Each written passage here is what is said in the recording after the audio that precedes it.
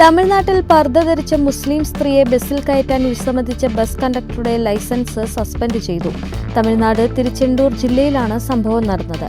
ബസ്സിൽ കയറാൻ അനുവദിക്കാത്തതിനെ തുടർന്ന് കണ്ടക്ടറുമായി വാഗ്വാദത്തിലേർപ്പെടുന്ന യാത്രക്കാരുടെ വീഡിയോ സോഷ്യൽ മീഡിയയിൽ പ്രചരിച്ചതിനെ തുടർന്നായിരുന്നു നടപടി. കായൽ പട്ടണത്തിലേക്ക് പോകാൻ ബസ്സിൽ കയറുന്നതിനിടെയാണ് സ്ത്രീയെ കണ്ടക്ടർ തടഞ്ഞത്. കായൽ പട്ടണത്തിലേക്ക് പോകാൻ ടിക്കറ്റ് എടുത്തിട്ടുണ്ട് എന്ന് സ്ത്രീ അവകാശപ്പെട്ടെങ്കിലും കണ്ടക്ടർ അവരെ ബസ്സിൽ കയറ്റാൻ കൂട്ടാക്കിയില്ല. ബസിന്റെ മുതലാളിയുടെ നിർദ്ദേശപ്രകാരമാണ് കയറാൻ അനുവദിക്കാതിരുന്നത് എന്നും കണ്ടക്ടർ പറയുന്നുണ്ട്. വീഡിയോ വൈറലായതിനെ തുടർന്ന് തമിഴ്നാട് സ്റ്റേറ്റ് ട്രാൻസ്പോർട്ട് കോർപ്പറേഷൻ സ്വകാര്യ ബസ് ട്രാവൽ കമ്പനിയായ VVS ടൂർ ആൻഡ് ട്രാവൽസിന്റെയും കണ്ടക്ടറുടെയും ലൈസൻസ് റദ്ദാക്കുകയും ചെയ്തു.